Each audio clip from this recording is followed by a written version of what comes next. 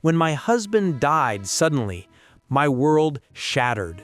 His daughter, whom I had raised as my own, was only 5 at the time. I still remember the confusion and fear in her eyes, a grown-up kind of pain that had no place in someone so young. From that day on, I carried every burden. I sat by her bedside through nightmares and fevers. I learned to love her as a true mother does. I cooked, helped with homework, and later supported her through college, both emotionally and financially.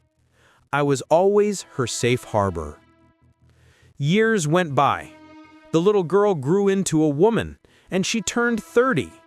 But recently, something shifted. An invisible wall rose between us. She seemed distant, even cold. I feared that perhaps my care had become a burden, yet she insisted everything was fine. Then, one evening, she came home with a strange tension in her voice. She looked at me and said softly, "Pack your things, Mom. Just the essentials." "Where are we going?" I asked, stunned. She didn't answer.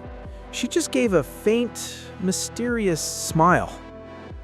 I packed the bare necessities, tears streaming down my face. As we drove, silence filled the car. With every mile, I became more certain. She was taking me to a nursing home. My heart ached.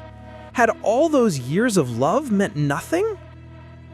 When the car finally stopped, she stepped out and whispered, "Mom, we're here." I looked up, my heart pounding.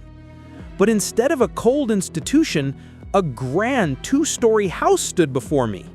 It had pristine white walls, gleaming windows, and a garden bursting with flowers.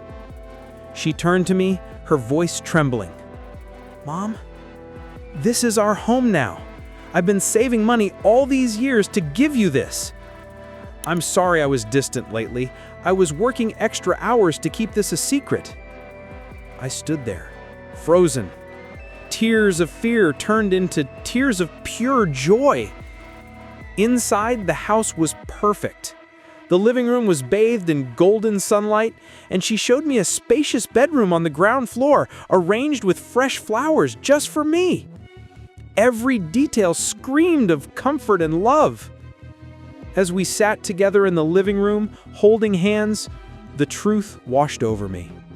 The coldness I had feared was just the shadow of her sacrifice. She hadn't been pulling away. She had been building a dream for us.